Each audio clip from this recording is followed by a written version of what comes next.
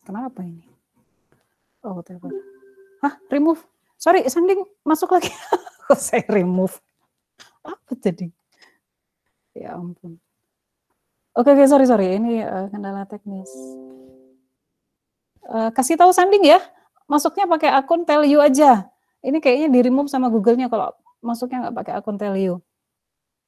Baik, nah ini mode perkuliahan kita tetap muka online via Google Meet antara 50 sampai 100 menit, kemudian di LMS ya. Di situ kalian bisa mempelajari materi, slide, artikel video. Nah, saya berusaha untuk supaya tatap muka ini secara online nggak terlalu lama, karena saya tahu tingkat konsentrasi, rentang konsentrasi mahasiswa itu terbatas, katanya cuma 10 sampai 15 menit, nggak lah ya, kalau kalian 1 jam lah ya, mengerjakan kuis dan tugas di LMS gitu ya. Kuis dan tugas sudah saya siapkan di LMS, beberapa belum, masih under construction. Nah, ini dia. Ini kuliahnya tampak menyeramkan, Bu ya, karena harus sudah mengambil mata kuliah Matdis, Alstrukdat, Lokmat, Kalkulus, gitu. Nanti pelan-pelan saya akan coba review. Jadi saya nggak akan bilang, udah kalian kan udah harus tahu enggak gitu. Saya akan coba review sebentar ya, gitu. Nah, ini yang harus kalian kuasai. Jadi mata kuliah ini tuh berharap mahasiswa mampu memiliki beberapa kemampuan ini, yaitu mampu menguraikan langkah-langkah pembuktian kebenaran dari suatu algoritma, gitu. Terus mampu menghitung, ada ngitung-ngitung lagi Bu ya, menghitung kompleksitas waktu asimptotik, apa itu? Istilahnya aneh-aneh ya. Dan kemudian mahasiswa mempunyai kemampuan membandingkan, menentukan algoritma yang tepat dari sisi efisiensi. Kebayang nggak tuh? Enggak ya? Apa pelan-pelan. Nah ini detailnya. Nanti kalian akan belajar bagaimana cara membuktikan kebenaran dari algoritma. Terus mampu menentukan ukuran input, operasi dasar, kompleksitas waktu asimptotik, lalu apa kaitannya beberapa istilah ini dengan analisis algoritma. Tenang, santai ya. Saya tahu mata kuliah ini agak menyeramkan bagi sebagian besar mahasiswa. Saya udah ngajar ini bertahun-tahun dan entah kenapa banyak yang nggak lulus padahal sebenarnya nggak susah. Dan kemudian ini kemampuan berikutnya, mahasiswa mampu menghitung kompleksitas waktu algoritma dan membandingkan running time, gitu ya. Nah ini dia, ini mahasiswa paling suka. Nanti penilaiannya berdasar apa nih Bu? Nih tuh ada kuis, ada tugas harian, bukan tugas harian ya, PR kalau saya.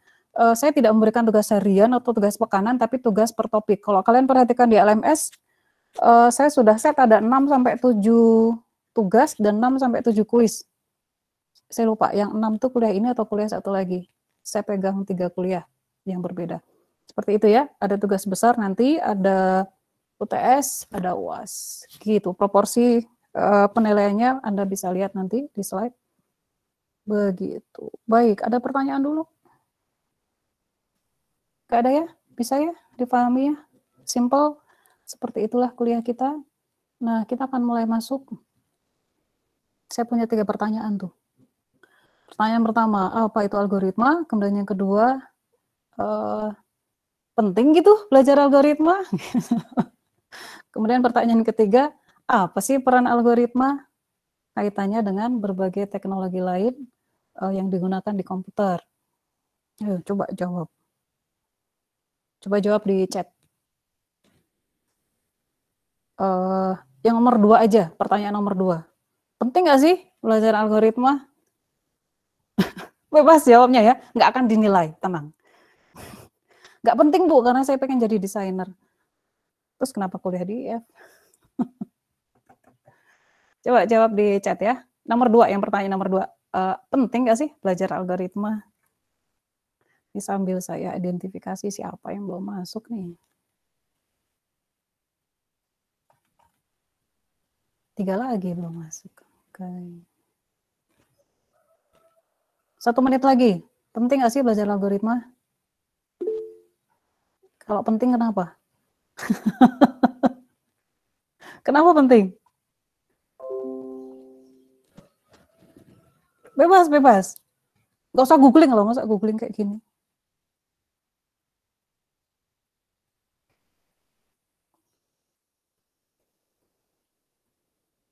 Dibutuhin decoding, oke. Betul, tapi belum sepenuhnya betul. Ayo dong, apa? Penting nggak sih? Ini kalau nggak penting nggak usah kuliah gitu loh, ya kan? Biar algoritmanya efisien. Penting kan untuk menentukan langkah-langkah yang sistematis. Langkah-langkah yang sistematis itu adalah algoritma. Gede bagus, Janar Dana Abasan. Panggilannya apa sih? Janar Dana Abasan. Bagus itu. Oh, bagus. Oke. Penting karena algoritma melatih kita dalam menyelesaikan suatu problem. Membantu juga dalam kita ambil keputusan yang berdampak jangka panjang. Betul. Jawabannya betul-betul semua. Ada lagi, ada lagi? Kalau cuma saya ngoceh sendirian sejam itu kan kalian bosan kan, terus jadinya akhirnya malah main game gitu kan, atau ngobrol sama temennya gitu. Iya, kadang saya juga gitu soalnya. Kalau lagi ikut seminar bosan gitu kan, makanya kalau ini kita sambil ngobrol ya.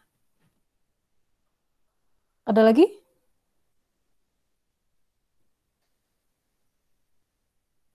Karena kita kuliah di IF, betul kan ada yang jawab kayak gitu, betul sih. Kalau nggak kuliah di IF, belajar coding, belajar algoritma nggak belajar. Belajar juga mungkin dalam level yang berbeda, dalam ya takaran yang berbeda. Dibutuhin decoding. Algoritma decoding itu ya kita pakai algoritma. Algoritma adalah langkah-langkah yang sistematis dan langkah-langkah yang sistematis untuk menyelesaikan suatu masalah, yaitu kata Wida Sofia. Betul, algoritma merupakan langkah yang sistematis. Nah, masalahnya adalah nanti kita akan lihat, saya akan tunjukkan beberapa macam algoritma dan kenapa algoritma satu lebih baik dibanding algoritma yang lain. Jadi saya kembali ke slide. Ini. Jadi udah tahu ya kenapa, algoritma itu apa, kalian sudah tahu semua. Pada dasarnya algoritma merupakan langkah-langkah sistematis untuk menyelesaikan suatu masalah. Nah, ini kalau kita terlatih untuk 4 tahun kalian kuliah di IF nantinya kan, atau 3,5 tahun paling cepat. Kalau saya dulu 4,5 tahun kuliah S1 di ITB. Kenapa Bu 4,5 tahun? Ya jatahnya gitu. Jadi kalau nggak bisa lulus dalam 4 tahun ya nggak apa-apa. S2 2,5 tahun, S3 5 tahun. Tuh kan bukan yang cepet-cepet kuliahnya saya. Baik, algoritma kalian sudah tahu. Kenapa algoritma itu penting? Kita akan pelajari di sini nanti ya. Kemudian apa sih peran algoritma terkait dengan berbagai teknologi yang digunakan di komputer saat ini? Kita akan belajar itu. Nah, ini adalah beberapa definisi dari algoritma yang ada di buku Introduction to Algorithms CLRS. CLRS itu singkatan dari Corman, siapa namanya? Corman, Layserson, Rivestein. Nanti cari bukunya. Mereka mendefinisikan algoritma seperti ini. Jadi prosedur komputasi yang sudah terdefinisi dengan baik, yang memiliki sejumlah input, sejumlah nilai untuk input, dan menghasilkan sejumlah nilai untuk output. Kemudian definisi berikutnya, ini seperti jawabannya Wida ya, definisi algoritma. Langkah-langkah komputasi yang sekuensial, yang mengubah input menjadi suatu output tertentu. Pastinya gitu ya, ada yang berubah di output inputnya. Kemudian ada juga mereka mendefinisikan merupakan alat untuk menyelesaikan permasalahan komputasi.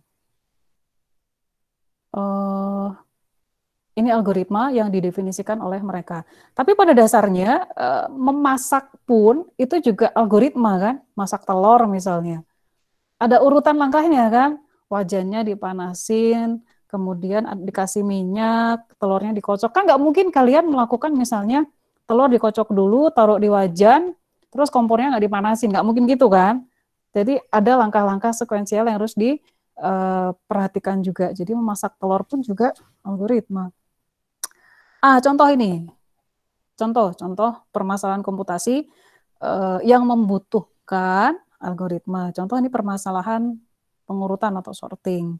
Misal inputnya adalah sejumlah bilangan, A1, A2, dan seterusnya. Sequence ya, sequence of number. Contohnya adalah 31, 41, 59, 26, 41, 58. Kemudian permasalahan pengurutan ini akan menghasilkan output berupa permutasi atau reordering dari input sequence tadi sedemikian sehingga akan terbentuk urutan baru A1, A2 dan seterusnya, di mana nilai A1 itu lebih kecil daripada A2 dan seterusnya. Gitu ya. Maka kalau dari contoh tadi angka array tadi, maka kita akan mendapatkan dari 3141 ya, sequence ini akan berubah menjadi 26, 31, 41 dan seterusnya. Ini adalah contoh sorting, ini pasti membutuhkan algoritma. Nah, perlu diperhatikan di sini bahwa algoritma sorting yang kita gunakan untuk mengurutkan permasalahan ini akan dianggap benar untuk setiap input jika, nah ini penting nih, jika program berhenti dengan menghasilkan output yang benar.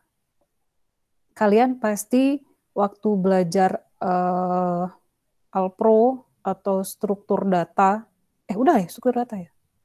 Udah belum sih? Udah ya?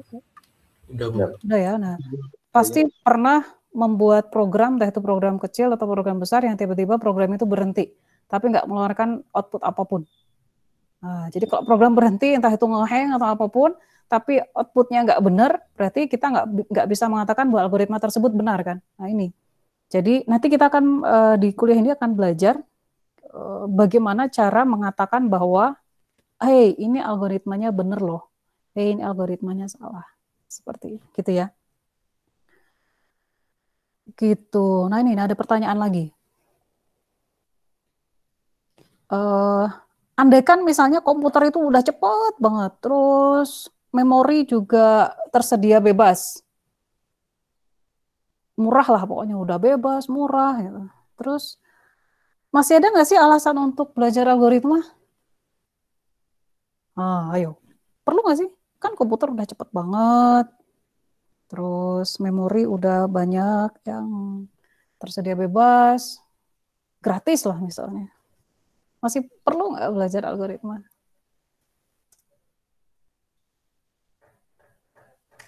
Coba jawab di chat ya. Tenang, nggak akan dinilai. Ini supaya kalian nggak ngantuk aja. Tenang, hari ini kita ke kuliahnya nggak akan lama-lama. Jadi betahin diri ya. Kenapa perlu? Kenapa? Reasonnya apa? Reasonnya apa? Masih biar bisa dikembangkan lagi. Apa nih yang dikembangkan? Algoritmanya atau komputernya? Kecepatan komputernya supaya bisa lebih cepat lagi? Atau supaya perlu cek kompleksitas algoritma ini? Jawabannya udah advance ini. Tidak, Sofia, perlu cek kompleksitas algoritmanya.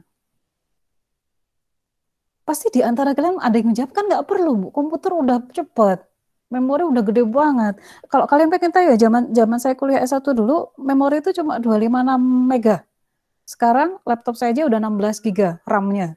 Dulu RAM itu 128, 256 gitu. Terus kita punya beberapa slot di PC gitu. Satu slot itu satu memori 256 gitu.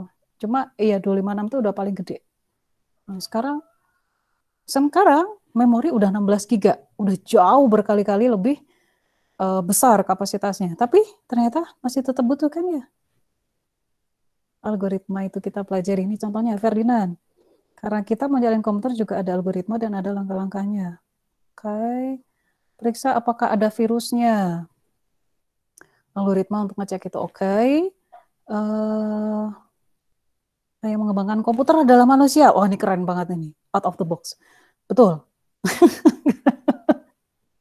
Betul, kayak yang mengembangkan komputer adalah manusia. Apa ini? Revlin, soalnya jika dapat memahami dasarnya, maka dapat mengembangkan yang lainnya. Betul. Betul, jawabannya keren-keren. Ada lagi? Masih diperlukan dari Ali Karom. Diperlukan algoritma sehingga disebut algoritma yang lebih simpel. Oke, Iqbal. Seiring berjalannya waktu, kebutuhan makin besar dan membutuhkan algoritma yang efisien dan efektif. Betul. Tuh kan kalian bisa kalau dikasih pertanyaan, agar algoritma yang dibuat dapat mengefisienkan memori dan waktu.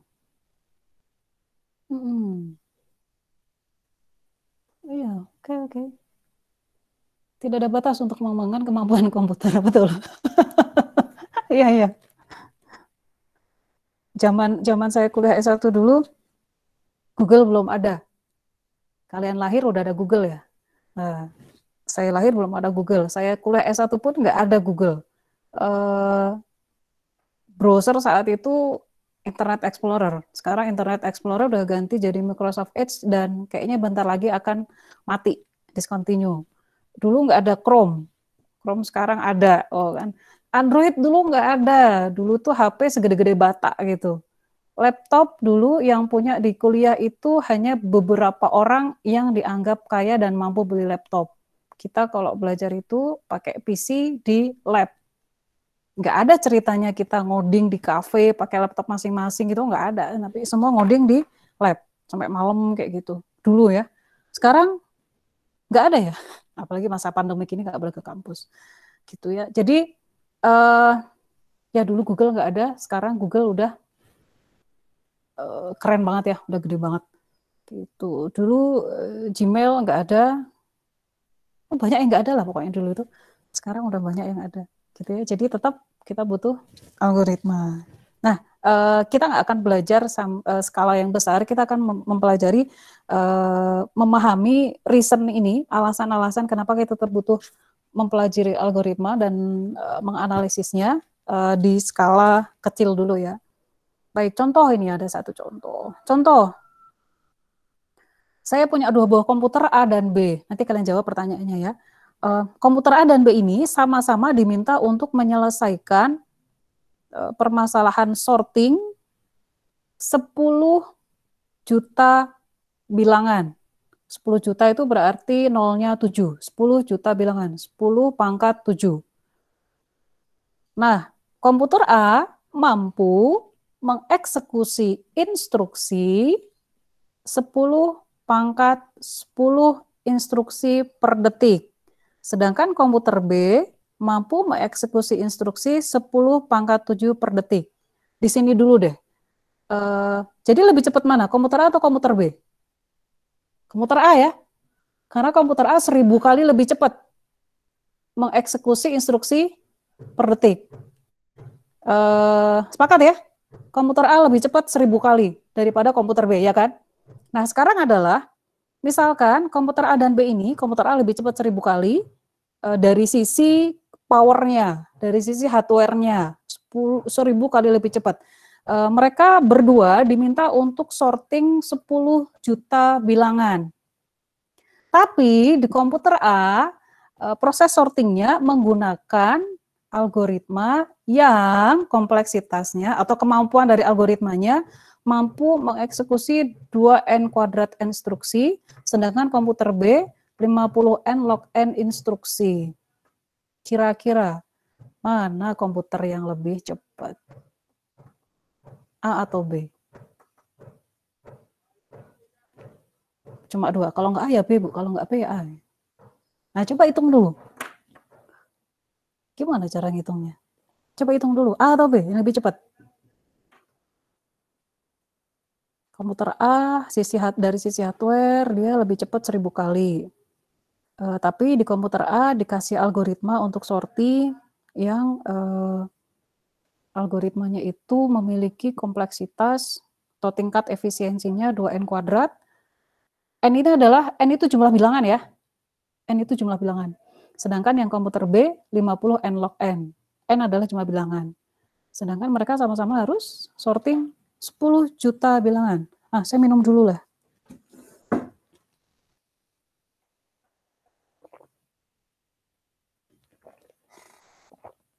N-nya 10 juta.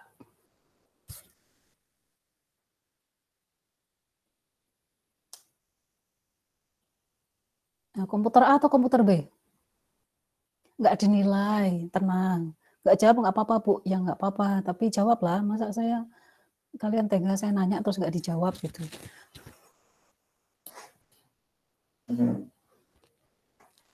A atau B?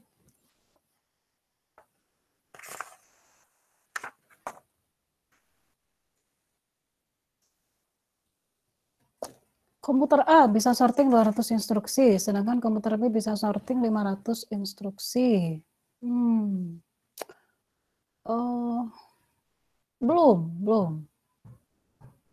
Pertanyaan saya adalah, komputer mana yang lebih cepat menyelesaikan problem ini? Kalau misalnya kalian jawab komputer A lebih cepat karena dengan misalnya ya, dengan problem seperti itu ternyata komputer A bisa menyelesaikan dalam sekian detik, dan sedangkan komputer B dalam sekian detik kayak gitu. Nah, jadi ada alasannya. Nah, alasannya apa nih?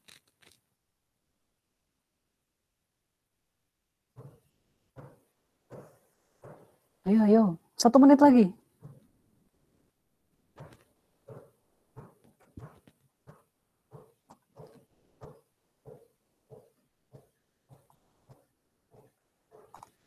Siapa yang bisa jawab? Gak ada yang jawab nih.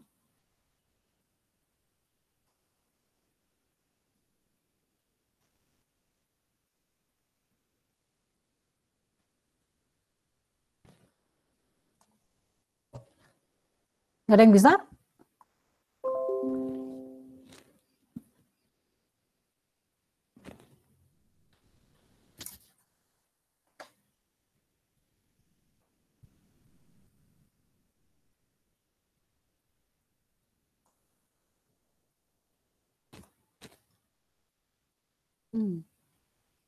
Itu pertanyaannya. Komputer mana yang bekerja lebih cepat dalam menyelesaikan permasalahan? Ini kan tadi pertanyaan saya di awal adalah, kalau komputer udah lebih cepat, memori udah gede banget, bebas pula, gratis pula misalnya gitu ya, apakah kita masih tetap perlu belajar algoritma? Nah, ini jawabannya di sini. Ini jawabannya. Kita tahu bahwa komputer A itu jauh lebih cepat, 1000 kali lebih cepat daripada komputer B. Ya kan? Tapi komputer A dikasih algoritma yang lebih kompleks. N kuadrat sama N log N lebih gede mana sih? N kuadrat kan? Contoh aja, kalau misalnya N-nya 100, misal N 100, maka ini algoritma sorting di sini dia akan 2 kali 10 pangkat 4. Sedangkan di sini cuma 50 kali 100 log 100. Log 100 ini berapa? Log ini basisnya 2.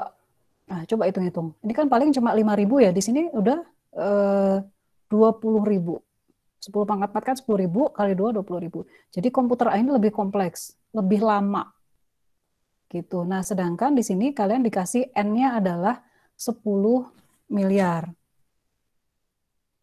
Angkanya berapa ya? Saya belum kasih lihat angkanya ya. Ini cara nulisnya. Ada yang mau jawab nggak? Kalau nggak jawab nanti nyesel. Saya kasih sedikit ya, kasih lihat. Sebentar. Boleh sambil minum, boleh sambil makan. Sebentar. Nah, ini dia. Oke.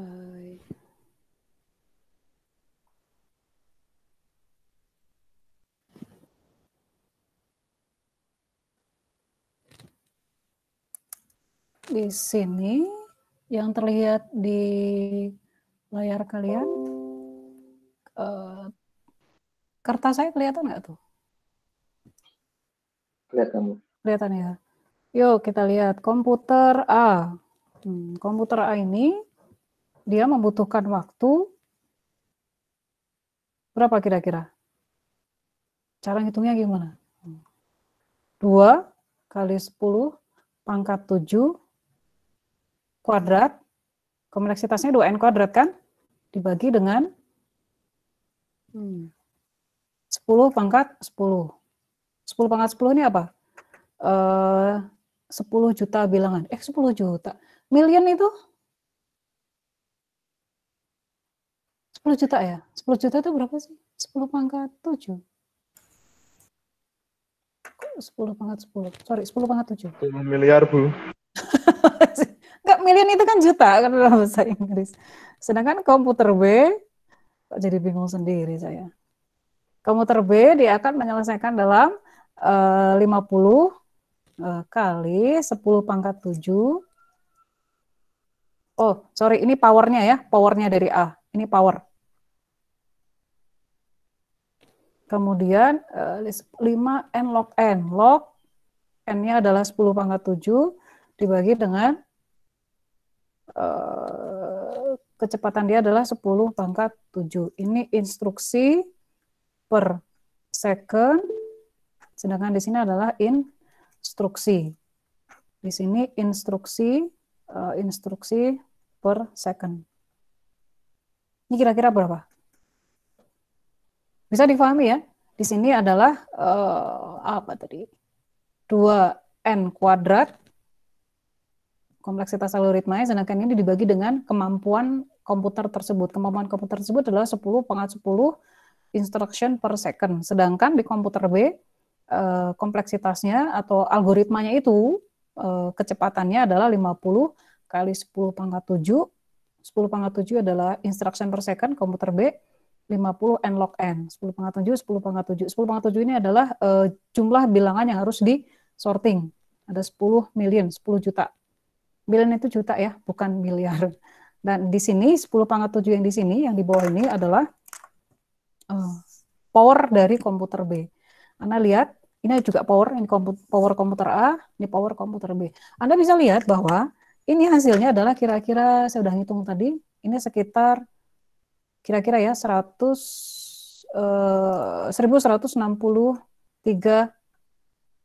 seconds, sedangkan di sini 20.000 seconds. Nah, ini setara dengan 5 jam setengah. Sedangkan 1163 ini kira-kira setara dengan 20 menit. Coba kalian lihat.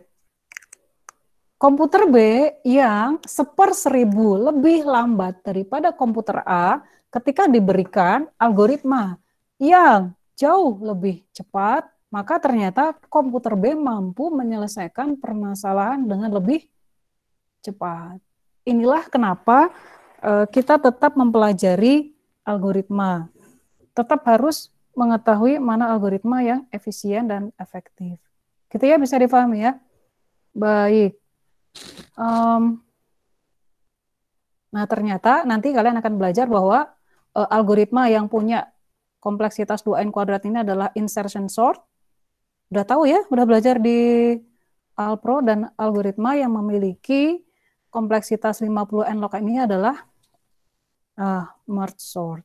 Jadi, sekarang kalian tahu bahwa ternyata merge sort ini jauh lebih cepat, jauh lebih efisien dibandingkan dengan insertion sort. Kalau gitu kenapa sih kita tetap harus belajar insertion sort, Bu, atau bubble sort, atau quick sort, kalau tahu bahwa merge sort ini lebih cepat? Kenapa?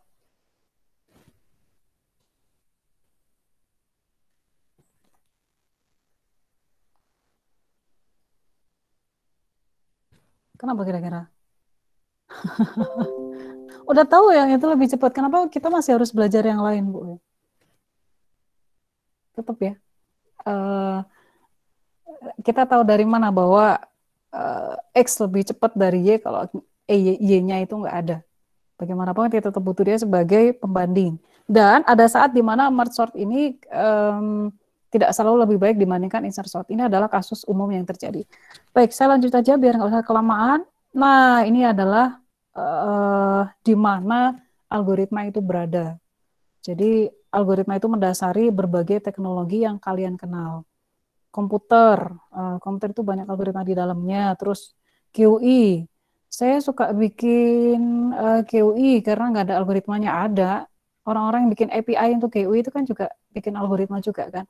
Kemudian object oriented system atau integrated web technologies, fast networking, nah network itu juga pengaturan between itu juga butuh algoritma juga ya. Nah, ini dia, kita udah mulai masuk ke apa sih sebenarnya yang dianalisis di algoritma. Saya kasih highlight di situ bahwa pada dasarnya menganalisis algoritma artinya kita memprediksi sumber daya yang dibutuhkan oleh algoritma tersebut. Berapa banyak sih sumber daya yang dibutuhkan? Kalau tadi contoh perbandingan komputer A dan komputer B untuk mengeksekusi sorting algoritma itu adalah sumber daya waktu komputasi. prosesor.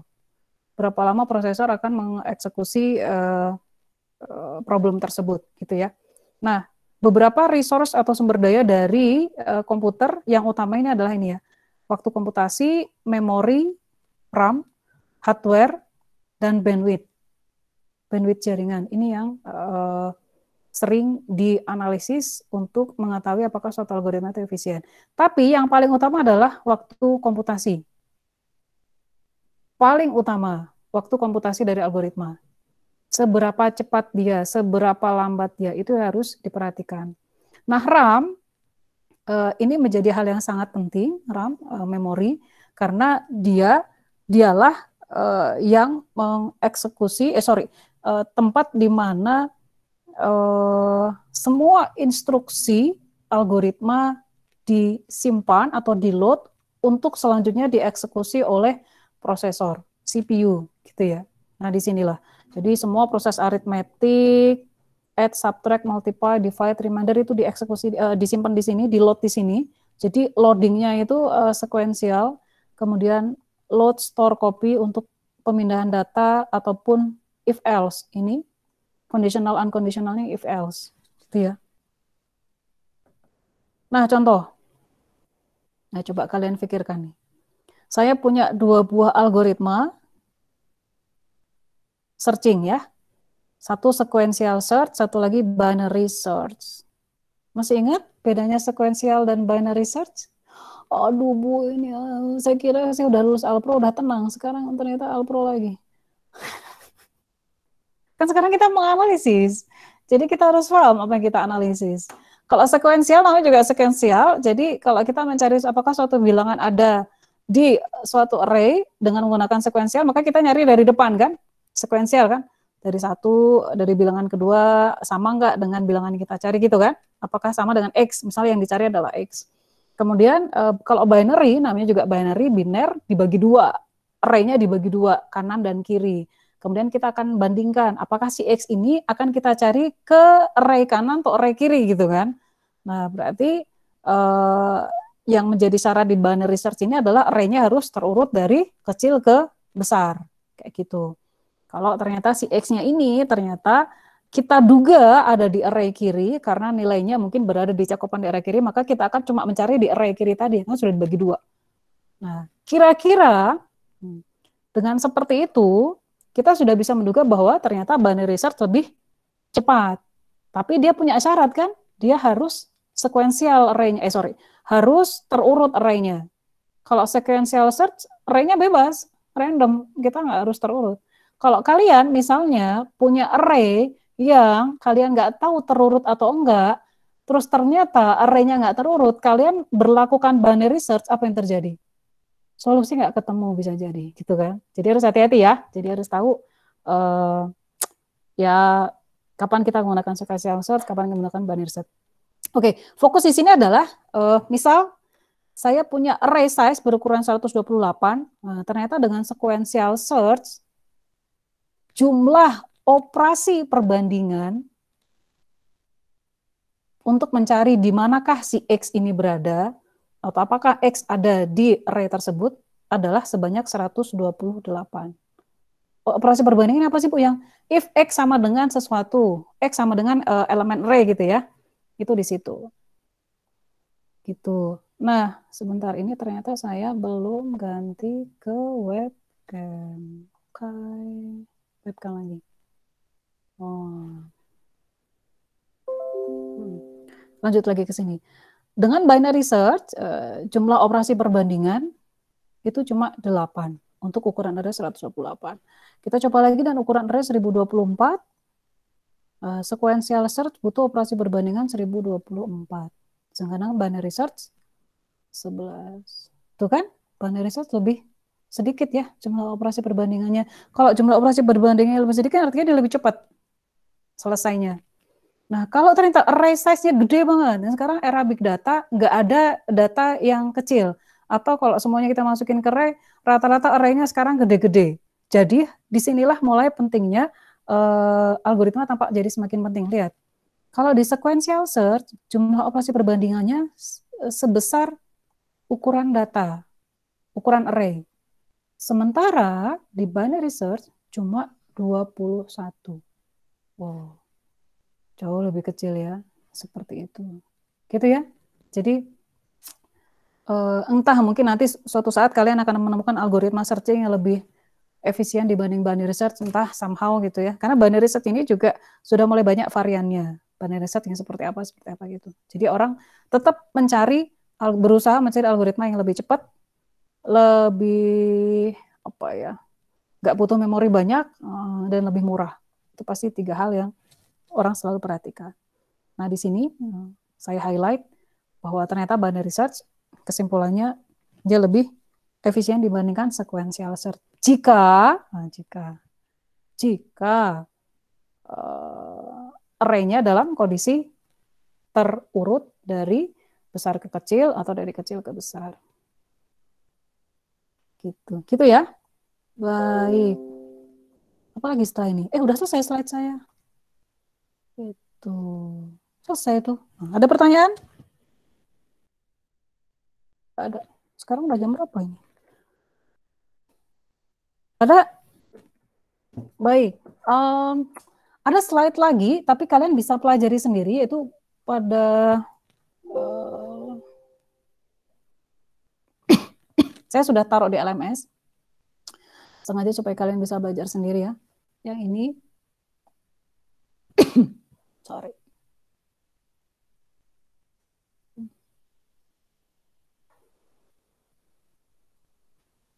Supaya kalian tahu ada banyak problem klasik yang ada di yang sering banget digunakan, sering dipakai.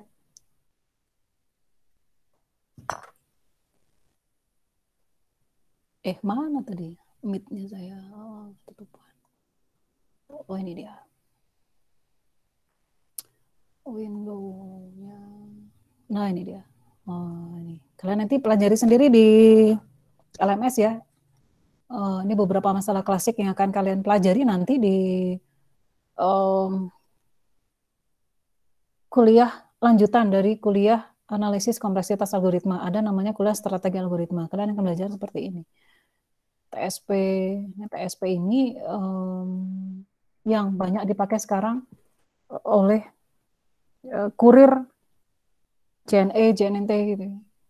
Setiap kurir harus mengantarkan setiap barang ke berbagai lokasi, maka dia harus menentukan jarak terpendek atau waktu tempuh terpendek agar dia dapat mengantarkan semua barang itu. Kayak gitu. Ada permasalahan knapsack, kayak gini, kemudian macam-macam ya, persoalan N-Ratu. Ini di kuliah berikutnya. Dan di sini untuk setiap permasalahan ini ada berbagai macam algoritma. Ada yang efisien, ada yang tidak. Nah, ini nanti kalian belajar itu. Udah, itu doang. Gitu. Terus, ada pertanyaan? Kapan ini selesai, Bu? Baik. Kita break dulu 5 menit deh. Kalian boleh stretching, boleh minum, boleh tidur 5 menit. Nanti di situ kita balik lagi sebentar. Ya.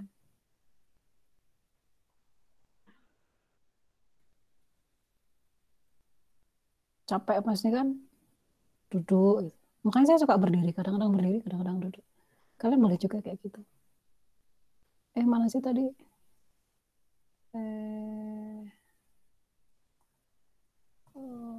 Wait. Oh, ini dia. Oh, ini dia.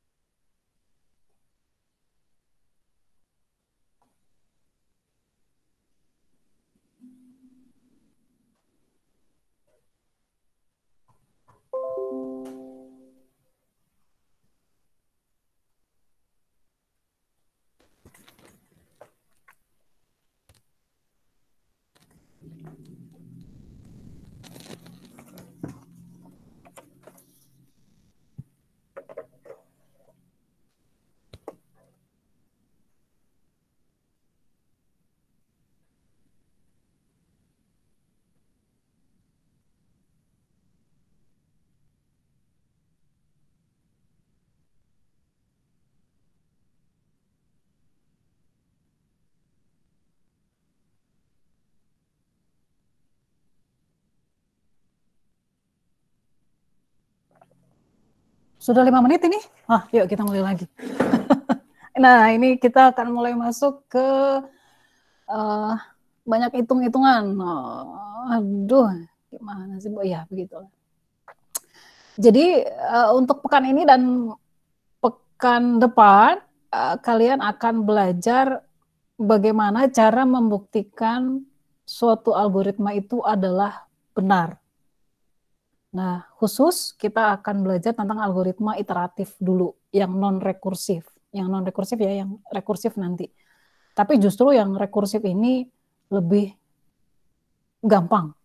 Iteratif ini lebih nggak susah sih, agak-agak ribet dikit. Tapi sebelum ke situ tenang aja ya. Hari ini kita nggak usah yang susah-susah dulu.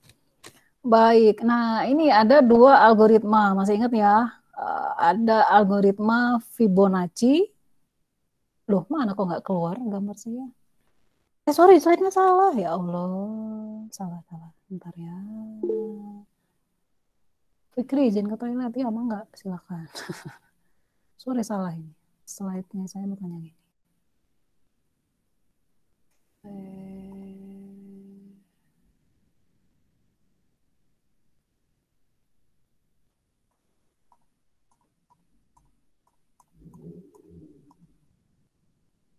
Oh, bukan ini. Nah, ini dia, sorry.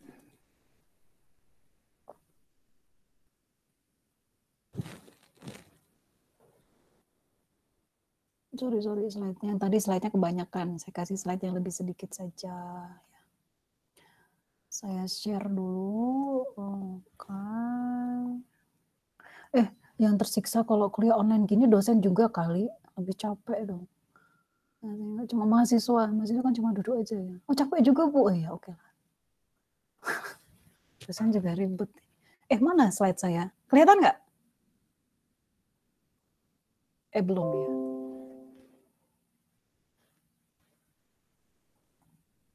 Oke, slide saya udah kelihatan kan ya? Oke, baik. Ini balik lagi ke sini harusnya kayak gini. Fungsi pertama atau algoritma pertama adalah algoritma Fibonacci. Yang Fibonacci itu kayak gimana sih? Yang kayak gini nih. Bilangan Fibonacci 0, 1, 1, 2, 3, 5, 8. Jadi bilangan Fibonacci merupakan penjumlahan dari 2 bilangan sebelumnya, ya kan? Di sini kalian bisa saya kasih warna pen ya. Nah, ini penjumlahan dari 2 bilangan setelahnya. Di sini juga 1 ini hasil dari 0 tambah 1, kemudian 3 di sini adalah hasil penjumlahan dari 1 dan 2, itu bilangan Fibonacci. Algoritmanya seperti ini. Benar gitu, Bu? Iya, udah benar, kayak gitu. Kemudian algoritma kedua adalah algoritma mencari nilai maksimum dari suatu array. N ini adalah ukuran array. Ukuran array itu jumlah bilangan yang ada pada array tersebut. Ini 2 buah algoritma. Nah, bagaimana cara membuktikan bahwa 2 algoritma ini benar? Biasanya yang kalian lakukan apa? Di running ya. Terus kasih nilai N gitu kan? Coba-cobain. Kayak gitu kan ya, saya juga gitu. Nah, cuma itu kan capek banget tuh. Kalau dengan cara kita mencoba berbagai nilai N misalnya di sini, terus kalian buktikan di sini, kalian bikin bilangan Fibonacci, terus kalian tes kalau misalnya N-nya adalah 10. Kira-kira bilangan Fibonacci yang jika N-nya 10 itu berapa? Kalian harus bikin ini dulu kan? Kayak gitu. Atau di sini mencari nilai maksimum dari suatu array. Misal kalian punya array N-nya itu 1 juta. Itu kan capek banget mengidentifikasinya kayak gitu ya. Meskipun cara tersebut adalah benar. Nah, ada cara lain yang lebih yang sudah pasti benar dan lebih baik dibandingkan cara testing kayak tadi itu ya, dengan supply beberapa nilai N, yaitu dengan menggunakan namanya induksi matematis. Nah, coba saya tanya, ada yang masih ingat induksi matematis? Atau kalian jawablah, masih ingat nggak induksi matematis? Jawab, masih ingat nggak? Enggak, Bu. Enggak. Ya masih ingat? Ada? Masa nggak ada? Jangan malu-malu ya. Jangan malu-malu kalau pengen ini Bu, saya sebenarnya ingat, tapi saya malu ntar saya dibilang pinter gitu. Otaknya masih ngebug, Bu. Apanya? Otaknya masih ngebug, Bu. Otaknya kenapa masih ngebug? Susah ya belajar online kayak gini, fokusnya ya begitu. Tapi nanti kalian bisa ulang lagi, nggak apa-apa lah ya. Ya saatnya kalian harus struggling. Bagaimanapun di masa pandemi seperti ini, semua dilakukan dari rumah, ya jangan menyerah dan doing nothing. Tetap harus doing something. Kalau kalian sebagai mahasiswa, sebagai pelajar, ya belajar. Saya juga punya 2 anak di rumah, yang juga sekolah di rumah. Baik, karena kayaknya nggak ada yang ingat. Nah, ini saya akan berikan ilustrasi singkat. Apa itu induksi? Sebelum kita akan beralih ke induksi matematis. Nah, ini adalah induksi. Misal, ini contoh induksi ya. Saya punya sekumpulan orang yang lagi baris. Ini nomor 1, nomor 2, dan seterusnya. Nah, fakta yang saya punya adalah seperti ini. Orang pertama ini adalah orang Indonesia. Ini adalah fakta. Fakta seperti itu. Kemudian ada fakta berikutnya. Misal saya ambil orang apa saja yang ada di barisan tersebut. Orang mana aja, pokoknya yang di sini nih. Saya ambil orang ini.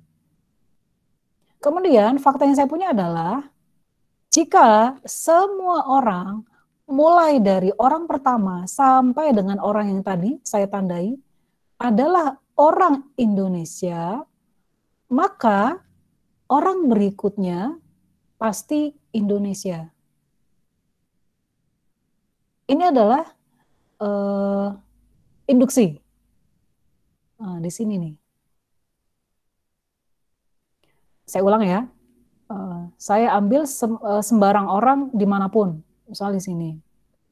Di sini nih, yang merah ini. Kemudian ada fakta yang saya punya.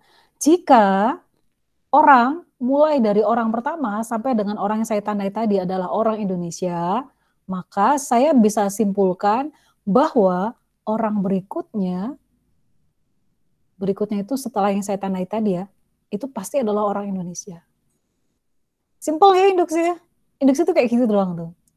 Nah, pertanyaannya, apakah semuanya orang Indonesia? Jawabannya iya. Nah, induksi ini adalah kalau definisinya penentuan kaidah umum berdasarkan kaidah-kaidah khusus. Kaidah khusus apa yang fakta-fakta ini? Ini adalah kaidah-kaidah khusus. Oke. Saya lanjutkan. Itu adalah induksi. Nah, induksi matematis itu apa? Kita masuk ke induksi matematis. Induksi matematis adalah, nah ini definisinya dulu. Intinya dia adalah alat pembuktian secara deduktif. Deduktif itu artinya apa? Lebih khusus kalau kita pakai di sini karena ada kata matematis, maka jika diberikan suatu teori atau sifat atau pernyataan, maka teori atau sifat tersebut atau pernyataan tersebut dianggap benar untuk semua bilangan asli atau bilangan dalam himpunan bagian. Gimana sih Bu itu kok tambah membingungkan? Contoh, apa lagi nih Bu? Nah, induksi matematis menyatakan seperti ini. Dinyatakan seperti ini. Jika untuk membuktikan bahwa suatu atribut, pernyataan, properti benar untuk semua bilangan natural, maka kita harus membuktikan 2 fakta ini. Tadi kan di induksi ada 2 fakta ya. Nah, di sini juga sama, di induksi matematis juga harus ada 2 fakta. Jadi, kalau di induksi matematis kita harus membuktikan 2 fakta ini. Fakta pertama yaitu bahwa tadi ingin kita buktikan, ini kan pengen kita buktikan, dia berlaku untuk 1. 1 itu nilai basis. Bisa 0, bisa 1, bisa 2, bisa 3, tergantung dari nilai inisial apapun yang kalian akan gunakan. Nah, kemudian fakta kedua yang harus kita buktikan adalah bahwa untuk nilai N lebih dari 1, kenapa lebih dari sama dengan 1 Bu? Karena 1 udah dipakai sebagai basis tadi kan? Nah gitu ya. Untuk N lebih dari sama dengan 1, jika atribut tadi yang ingin kita buktikan berlaku untuk N, maka pernyataan, atribut, atau properti tersebut juga berlaku atau berlaku benar atau bernilai benar untuk N plus 1. Sama seperti induksi ya. Jika dari orang pertama sampai orang ke N adalah orang Indonesia, maka orang N+1 pasti orang Indonesia. Kayak gitu. Ini kayak gitu tuh. Bisa dipahami ya? Ada pertanyaan sampai sini? Gak ada ya? Oke, saya asumsikan kalian paham. Begitu. Contoh. Contoh, bagaimana membuktikan bahwa pernyataan matematis ini benar dengan menggunakan induksi matematis. Gimana caranya? Ini apa sih Bu maksudnya? Coba perhatikan di sini. Ini adalah apa? Penjumlahan bilangan asli. Kalau saya punya bilangan asli 3, N sama dengan 3, maka penjumlahan bilangan asli adalah 1 tambah 2 tambah 3. Jumlahnya berapa? 6. Ternyata ketika saya menggunakan rumus yang di sini, itu berapa? N-nya sama dengan 3 tadi kan ya? 3 tambah 1 adalah 4, 3 tambah 1 dibagi 2. Berapa tuh? 3 tambah 1, 4, kali 3, 2, bagi 2 sama dengan 6. Nah, ingin dibuktikan bahwa pernyataan ini benar untuk semua bilangan asli. Kan emang udah benar, Bu, gitu pasti jawabannya. Kan emang udah benar, Bu, ngapain dibuktikan lagi? Nah, disuruh di sini, ini adalah sarana latihan bagaimana cara membuktikan bahwa pernyataan matematis ini benar untuk semua nilai N, di mana N itu adalah N bilangan asli.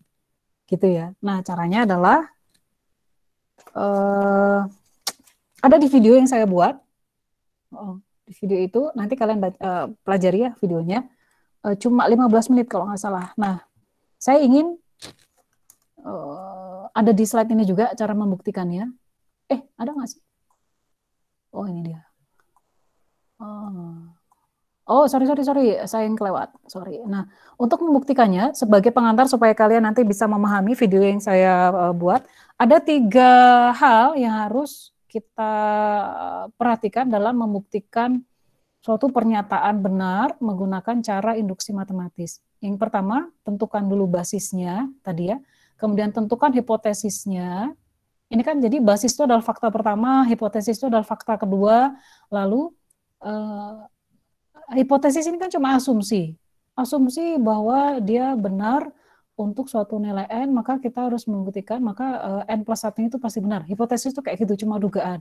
Nah, ada satu tambahan proses yang harus kita lakukan, yaitu langkah pembuktian, yang disebut sebagai langkah-langkah induksi. Apa sih yang dibuktikan di situ? Nah, ini. Bukti bahwa pernyataan tersebut benar untuk N, dan dia juga benar untuk N+1. Bingung. Contohnya, solusinya saya kasih di sini, di slide. Di video juga saya buatkan langkah-langkahnya. Ini contoh yang gampang. Nanti kalian pelajari ya di slide-nya ya. Ini gampang. Nah, saya mau kasih contoh yang agak-agak susah. Mumpung kita ketemu. Saya ganti mode kamera dulu. Gimana caranya? Stop presenting. Kameranya saya ganti. Sekarang saya kasih yang lebih menantang. Nah, coba perhatikan.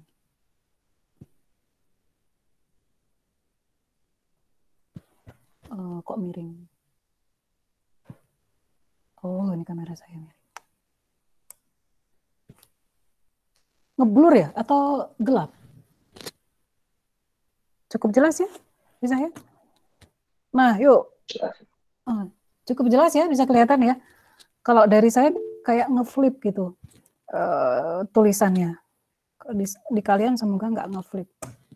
Baik, saya punya sebuah pernyataan matematika, yaitu sum dari I sama dengan 1 sampai N, I kali 2 pangkat I sama dengan N-1 kali 2 pangkat N-1 ditambah 2. Ini sebenarnya pelajaran di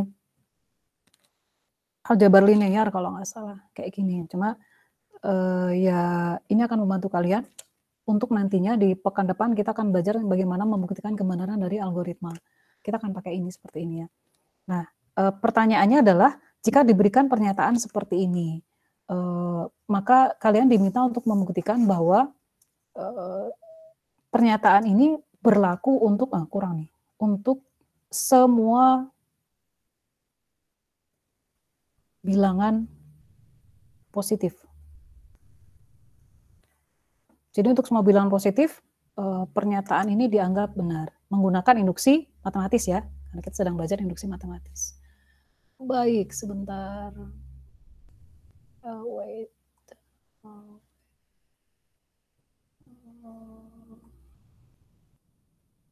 Kalian yang agak kesulitan dengan kuota atau apa, boleh matiin video kalian ya. Masih Bu bolos gitu. Kayak ini sekarang, karena lagi kasihan sih. Karena belum dapat kiriman kuota dari Telyu kan. Saya mah kuotanya kaya Bu, oke lah terserah. Baik, kita masuk ya sebentar di sini. Oke, nggak kelihatan.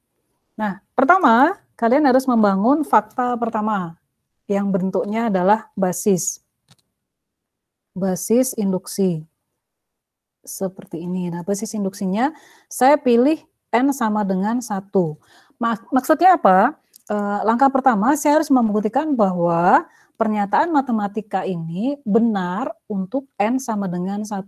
Benar nggak sih? Nah, coba kita buktikan.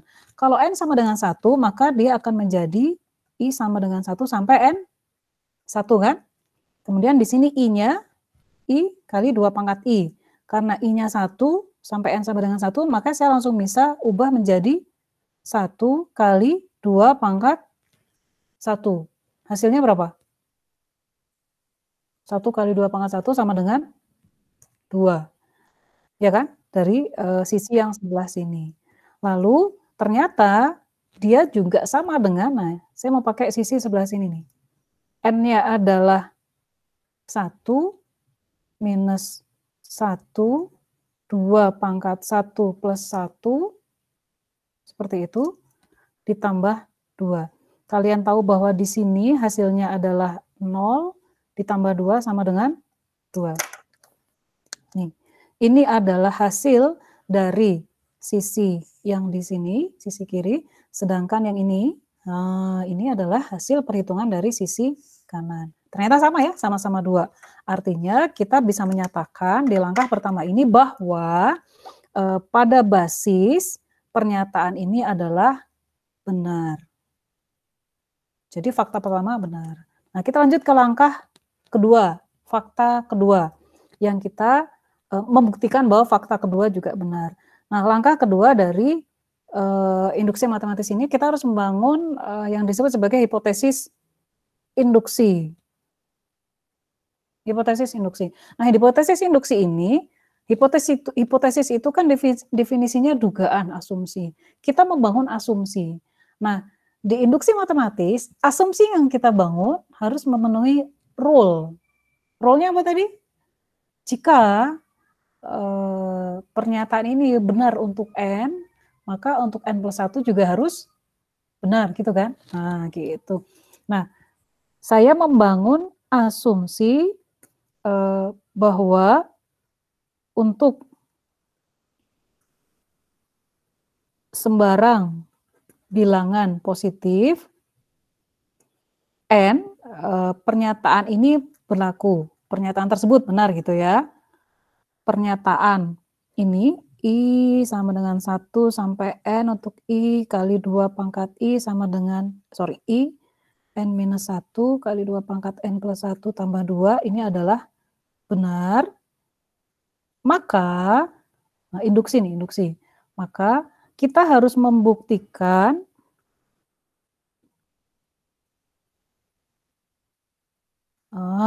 nulisnya belibet nih. Membuktikan bahwa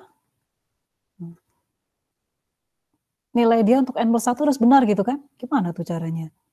Maka di sini caranya. I sama dengan 1 untuk N plus 1, perhatikan tadinya untuk N, saya ubah di sini jadi N plus 1, untuk I kali 2 pangkat I, itu juga harus memenuhi sama dengan, di sini adalah N minus 1, karena di sini N plus 1 saya ubah ya, N plus 1 minus 1 kali 2 pangkat N plus 1 tambah 2. Nah, coba perhatikan dulu. Sini saya ubah jadi N plus 1, karena saya sedang membangun asumsi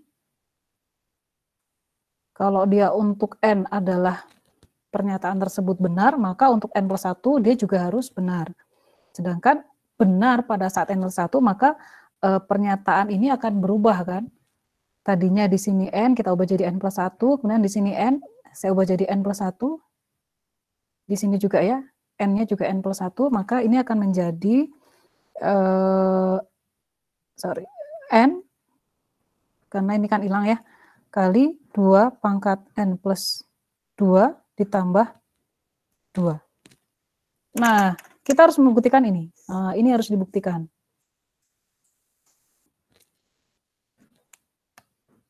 Ini kan belum terbukti kan? Ini kan asumsi. Asumsi ini kita bangun karena induksi, berdasarkan induksi matematis, kita harus membuktikan bahwa untuk N plus 1 dia harus benar. Nah, ini yang harus kita buktikan. Sehingga di langkah ketiga, itu langkah pembuktian, atau kita sebut dengan langkah induksi. Apa yang dilakukan di langkah induksi ini? Itu, membuktikan bahwa ini benar. Gitu ya, bisa dipahami ya. Kalau ada yang nggak ngerti, boleh nanya. Tapi jangan nanya, Bu, diulang dari awal, enggak. Ada videonya. Nanti kalian bisa belajar lagi. Gitu ya. Nah, saya akan coba pelan-pelan. Gimana cara membuktikannya? Nah, coba kalian kotret. Saya udah tahu, Bu, udah tahu. Oke, bolehlah. Saya buktikan I sama dengan 1 sampai N plus 1. Ini ya, I kali 2 pangkat I. Gimana caranya? Saya harus membuktikan bahwa si ini, bagian 1 ini, harus sesuai dengan ini. Bahwa yang bagian 1, yang saya kasih angka 1 ini, harus sama dengan yang bagian kedua. Maka, coba ya. Kalau saya punya bilangan seperti ini, perhatikan ini adalah simbol sum atau simbol penjumlahan, maka kalau saya punya ini jadi N plus 1, pada dasarnya saya bisa menggunakan persamaan yang sebelumnya dari 1 sampai N. Perhatikan ini nggak berubah, saya ubah cuma ini. Karena dia penjumlahan, maka saya bisa tambahkan dengan apa? Apa tuh? Tambahkan satu suku lagi kan? Saya tambahkan satu suku lagi, yaitu dengan cara perhatikan N plus 1 kali 2 pangkat N plus 1. Ayo, kenapa bisa gitu?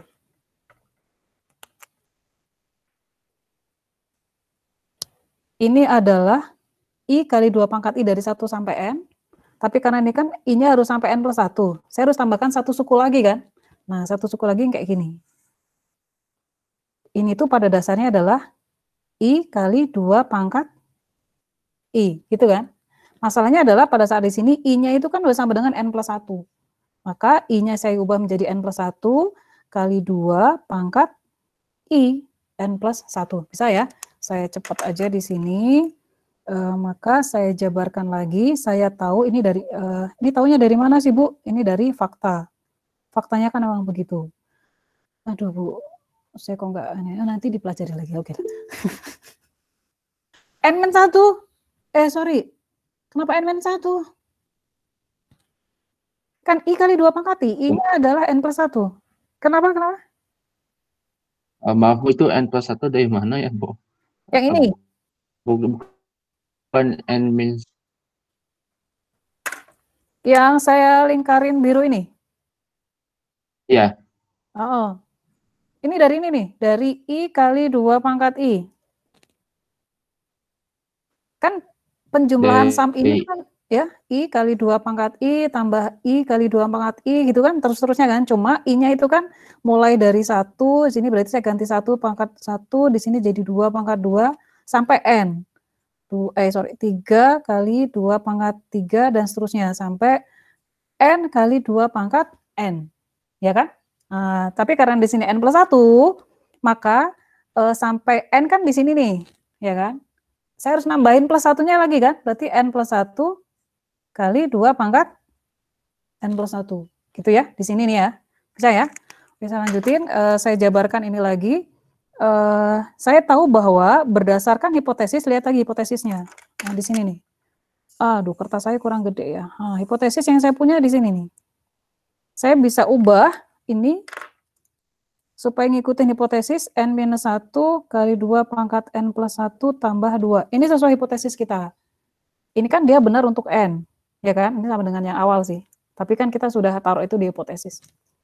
Ditambah dengan, ini sama, saya turunkan, N+1, nggak saya ubah, 2 pangkat N+1.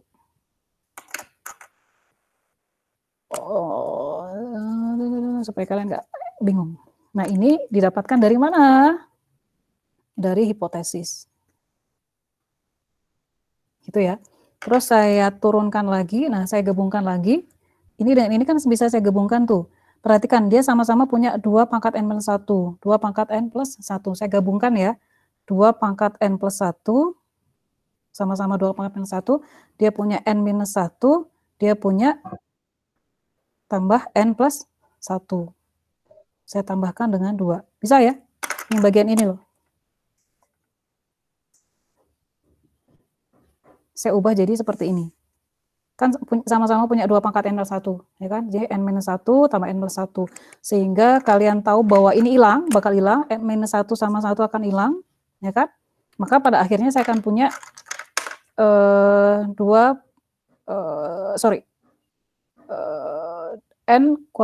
2N kali 2 pangkat N+1 ditambah 2, gitu ya?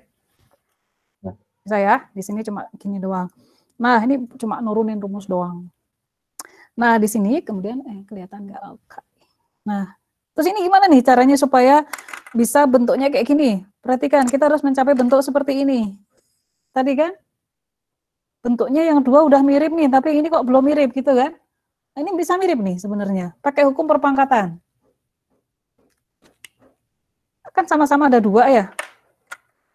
Maka saya bisa buat 2. Ini kan 2 pangkat 1 nih, ya kan? 2 pangkat 1, 2 pangkat N+1. Maka 2 pangkat 1, 1 ditambah N+1 kali N ditambah 2. 2 ini saya gabungkan. Hukum perpangkatan kan gitu. Ini pangkat 1 di sini saya pindahkan ke sini. Di sini N+1 tetap. Maka dia akan jadi N kali 2 pangkat N+2 plus 2. Perhatikan dia sama ya dengan ini ya. Karena, ini kesimpulannya nih, karena kita berhasil membuktikan bahwa sum dari I kali 2 pangkat I untuk I sama dengan 1 sampai N+1 memiliki bentuk akhir yang sama dengan hipotesis yang tadi kita buat. Maka kita bisa nyatakan bahwa pernyataan ini terbukti benar. Gitu. Gitu ya. Ini adalah induksi matematis. Gitu. Baik. Ada pertanyaan?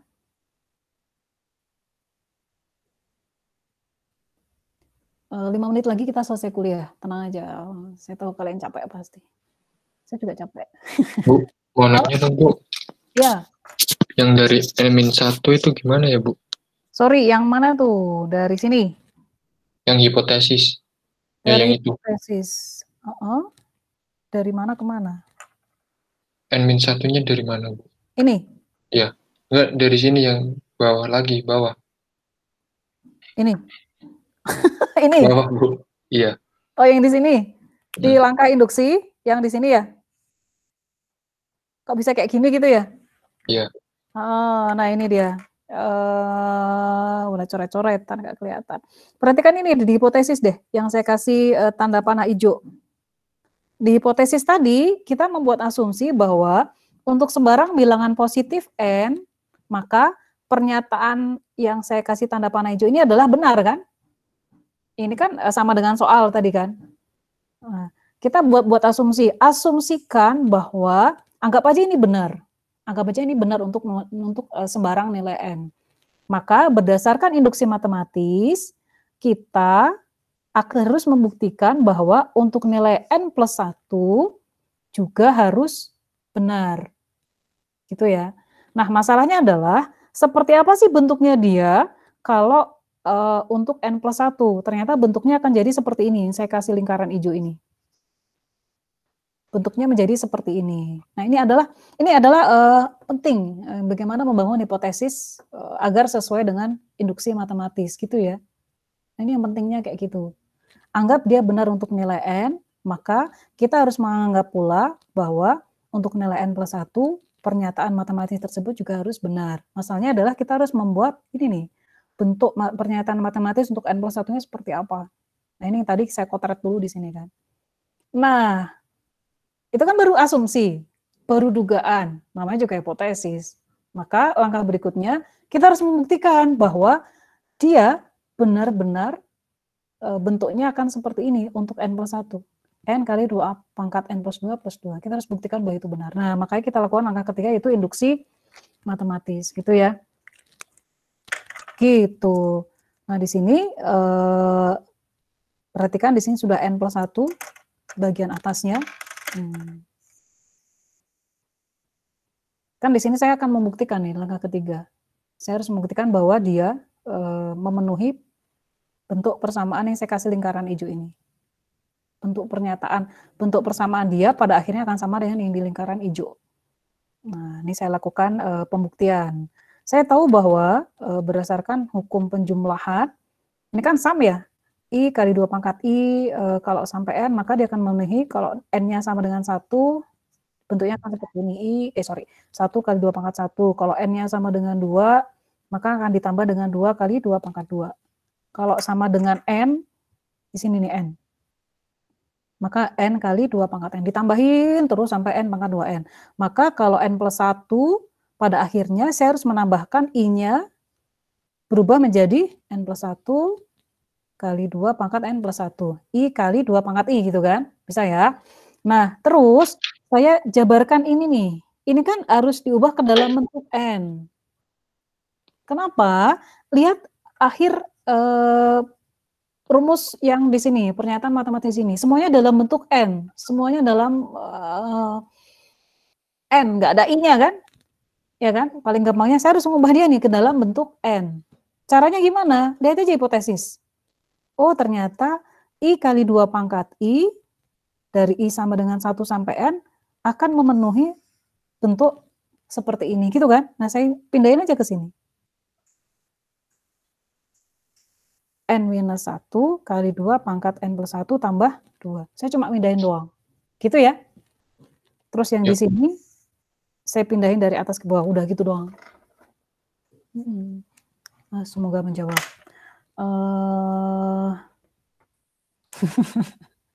Gitu ya, nggak boleh lagi ada I di sini. Teknisnya begitu karena kita harus mengubah yang II di sini ke dalam N karena pada akhirnya kita harus membuktikan bahwa pernyataan ini tercapai gitu ya. Baik, kita akan lanjutkan lagi di forum tanya jawabnya supaya kalian nggak bosan, nggak capek. Saya tahu kuliah kalian banyak dan saya tahu bahwa ada yang cepat memahami, ada yang kurang bisa cepat memahami karena mungkin fokusnya udah berkurang karena belum sarapan, udah pengen makan siang atau apapun lah. Banyak kesulitan yang kalian hadapi. Alhamdulillah, sorry. Kita akan lanjutkan tanya jawabnya, boleh nanya di forum diskusi ya, supaya lebih terekam pertanyaannya.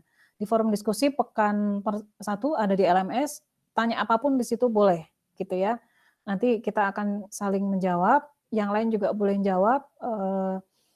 Biasakan untuk mulai diskusi di forum gitu. Dan baik, kuliah saya, materi dari kuliah saya cukup sekian.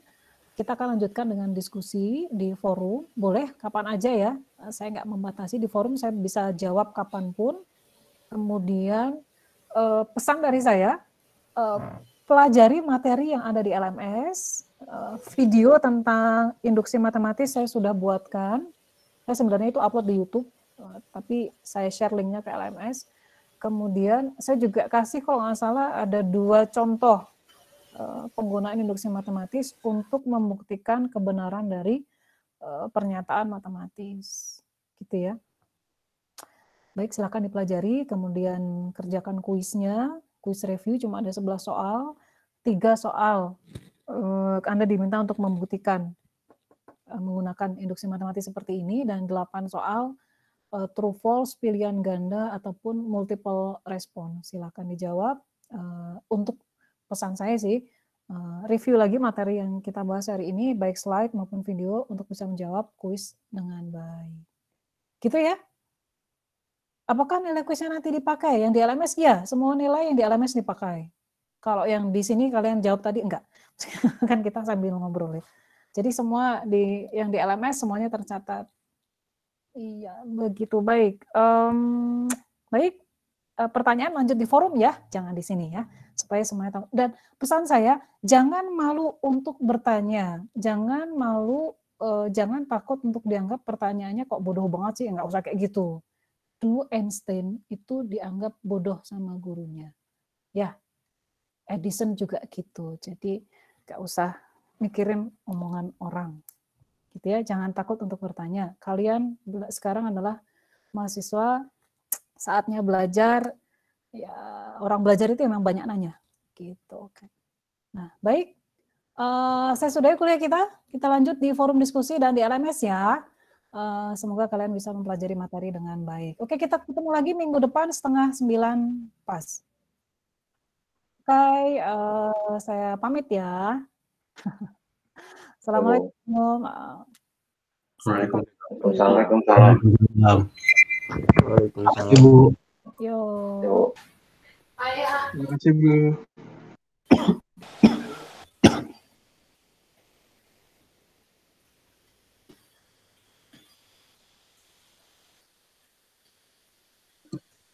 Fikri. Woi, Udah selesai kau berak, Fik. Udah, Cok. Tahu nggak si Yaya nge-live anjir.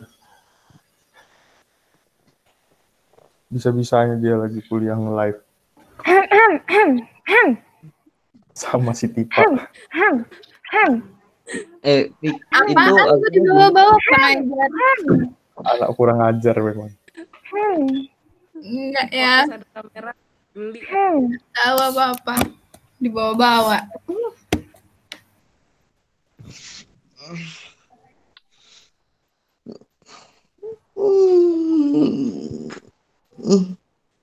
Ada Aceng.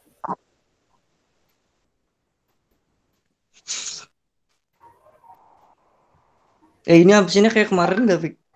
Ya, Cok, kuisnya dikerjain lagi. Oh, ini absennya gimana sih absennya? Sama kayaknya. Maksudnya berarti dari kuis doang?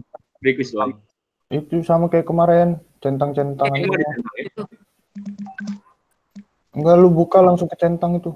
Oh ya, mana sih? Oh iya ada. Oh iya. Oh iya ada. Astaga.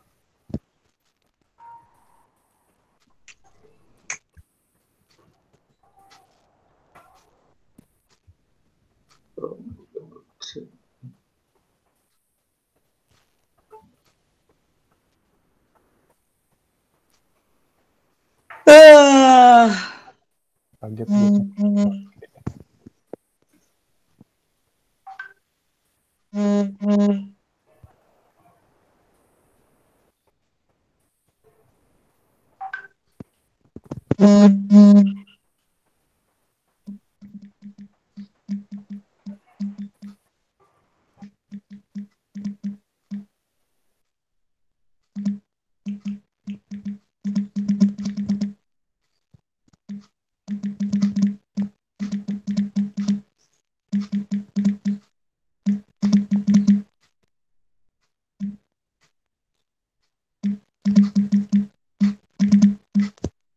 Diam-diam baik. Ada kaum gabut anjir.